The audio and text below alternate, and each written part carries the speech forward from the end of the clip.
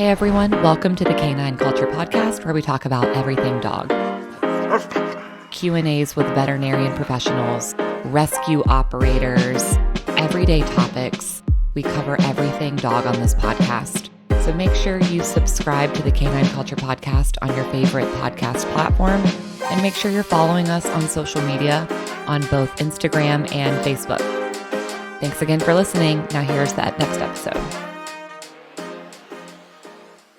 Hey everyone, welcome to the Canine Culture Podcast. This is your host, Brittany, and we have a special guest today. Her name is Ashley, and we're going to be talking about all things dog sports, from the dogs to the handlers and everything in between. So thank you so much, Ashley, for joining us. Yeah, I'm excited to be here. So tell everyone a little bit about who you are and what you do.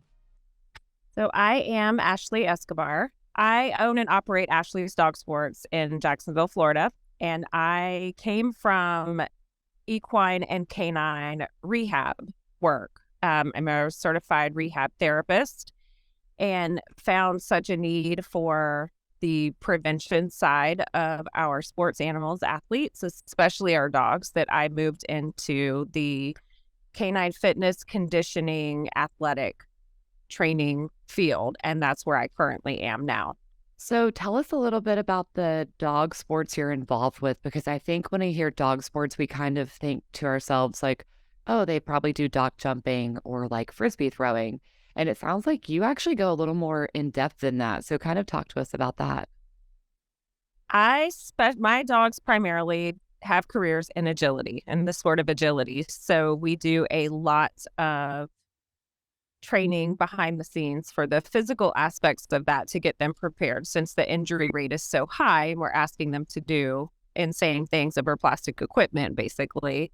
But agility is our primary sport. And then both of my children compete in rally, and they're starting to kind of get into nose work too, which is super fun with their dogs. That sounds exciting. That's like a part of dog sports that you don't think about.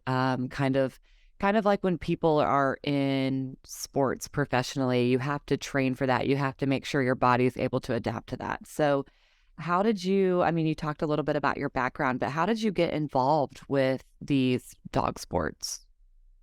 I actually started with the equestrian community. I grew up training and showing horses and Western pleasure horses and hunter jumpers. And I just slowly started getting to smaller and smaller animals, to eventually dog agility came not popular at that time, but it was more accessible. I'm not going to say when that was because it makes me sound really old.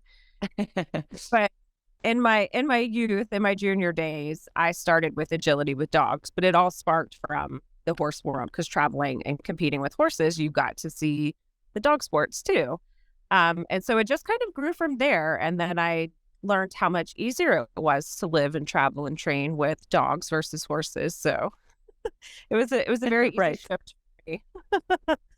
Much smaller And gear. who's kind of your ideal client, or for people who are listening to this who are like, I don't know if I need to talk to her or try to do her program, like who are you normally seeing as your clientele base? So I think the biggest misconception with conditioning and fitness is people think their dogs have to be actively competing in agility or personal protection or some type of high intensity job. But the truth is, just like with humans, all dogs, even pets, companion dogs, service dogs, guide dogs, I have clients in every venue of dog life, from a pet to the seniors to everything in between. And they all need customized fitness to meet their needs, because as we all probably know, they can go out in the backyard chasing a squirrel and get injured. Right. And so you're training, I know you're in Jacksonville, but do you also have virtual options for people who are out of town? I do. I teach online quite a bit with Finzi Dog Sports Academy. I'm an instructor there. And then I do some other classes online, usually Facebook format. And then I travel with my agility venue I do workshops. So I end up kind of being all up and down the East Coast. Oh, okay. So you're just a little busy. I li- uh, yeah. Um, whenever people are training with you in person, like if you're in Jacksonville, is that normally just going to be one-on-one? Because you did say, it kind of has to be custom. Or do you also have any like group trainings or group sessions? Usually, I like to do a one-on-one Zoom with someone or just a one-on-one consultation to kind of see where they're at. And then people love to kind of work in groups, small groups especially. So I end up just kind of pairing up 2 or 3 people and then we meet that way because it's incredible how much you can learn by watching someone else go through the motions. Yeah, we've even seen that just with like general dog training, just kind of seeing like how other people are implementing sit or come or some of those just basic commands. So, yeah, it definitely benefits kind of being teamed up with someone, especially if you're working on the same thing. Yes, and there's so many dogs that have the same similar type needs and a handler needs, and the handlers are kind of in the same level. So it's nice when I can kind of pair them up. And speaking of handlers, so I don't think many people kind of consider this as far as the handlers go. But obviously, that requires a little bit of physical work. And so, do you provide any kind of training for the humans who are doing the handling? I actually do. I am also certified in human personal training. So tend to offer once a year a handler fitness series where we come in, we learn some basic moves and some keys to keeping the handlers mobile and stretched out and all of those things to keep them flexible and safe when they are maneuvering with their dog, no matter what sport. I have a quick story. I have a client who tripped doing heel work in her obedience. She was practicing right outside the ring, then she was going to go in, and then she needed this one last leg, and she tripped and got injured from that. But the long or the short of it is she has been a handler fitness client now for some time post that injury because she needed some stabilization because those moves Hmm. and those little turns and stuff, a lot of people don't think about it requiring a lot of physical stability. Like that is a form of fitness. So yeah, I like to be able to help the handler as much as the dog too, because it's a team effort. Right. And I think we've all probably seen it on TV where there's been, one of the popular agility competitions on, and we're like, wow, that human is barely keeping up with their dog. And so it kind of just speaks to like how important it is that you need to be just as ready as your dog whenever your dog is competing or even just working out in the yard, or, just every day working with your dog, up and down the street.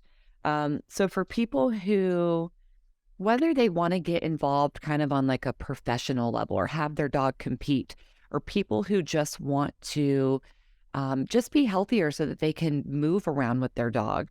Do you have any kind of advice for them or like really like a starting off point for those people? Maybe they don't work out yet or they've never worked out, but they're kind of considering it as it comes with respect to their dog.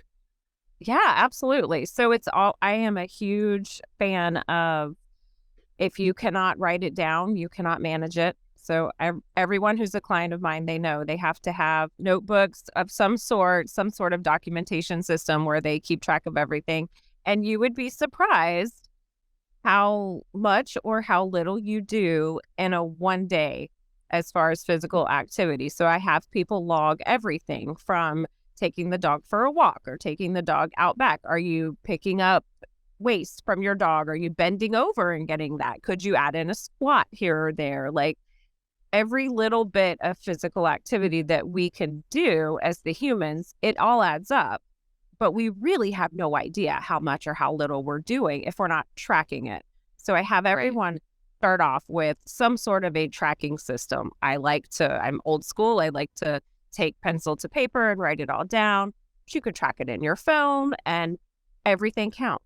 Every step counts. Every bend over to pick up the waste counts, but it's always a good starting point. And everyone is always hyper focused on keeping their dog healthy and fit. And they sometimes, I think, forget about the handler side of it. So I love it when we can kind of bring light to it's a team. And if we're going to focus on our dog getting reps and sets and getting fit, then we also want to do something for ourselves, have a little self-care with that. It doesn't have to be any kind of crazy physical goals, but just something to better our health as well. Yeah, and I think it makes it more fun. I mean, if you're able to keep up with your dog, interact and play with your dog, work on some of these activities that are going to be fulfilling for the both of you, being able to physically do that's just going to bring you more joy generally. And not being sore, after playing ball with your dog in the backyard for an hour, that's also a benefit, making sure that you're staying as healthy as possible. Absolutely. Yeah. So, do you have any upcoming like seminars or meetups or anything to kind of tell people about? Any special dates?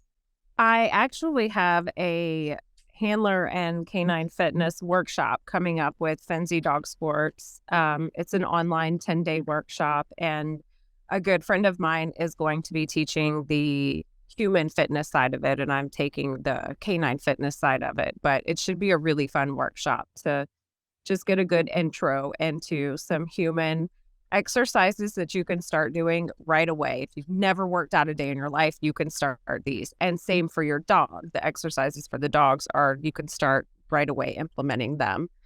And then I have, starting the end of April, I'm going to be doing a handler fitness series in person at my Jacksonville location. Okay, awesome. So, where can people find all of this information about you on drop your website and your social media handles? Yes. So my website is adogsports.com, and my social media is Ashley's Dog Sports. And I am on Instagram and Facebook. Awesome. Well, thank you so much for chatting with us today. If anyone is interested in whether it's, pursuing dog sports on a competitive level or just as something that's fun or as an enrichment tool, you guys know how much I love enrichment. Please make sure that you are following Ashley's Dog Sports and reach out if you'd like to join any of her programs. And thank you so much, Ashley, for being a guest today. Yeah, awesome. Thank you for having me. Thank you for tuning in to the Canine Culture Podcast. Please make sure you subscribe to the Canine Culture Podcast on your favorite podcast platform, and make sure you're following us on social media. If you have any recommendations, any topics that you'd like to hear, if you know of any guests that would be good for the show, or if you yourself want to be a guest, please reach out to us. Send us an email at canineculturepodcast@gmail.com or send us a direct message on social media. Thank you for listening, and please share this with any of your dog-loving friends.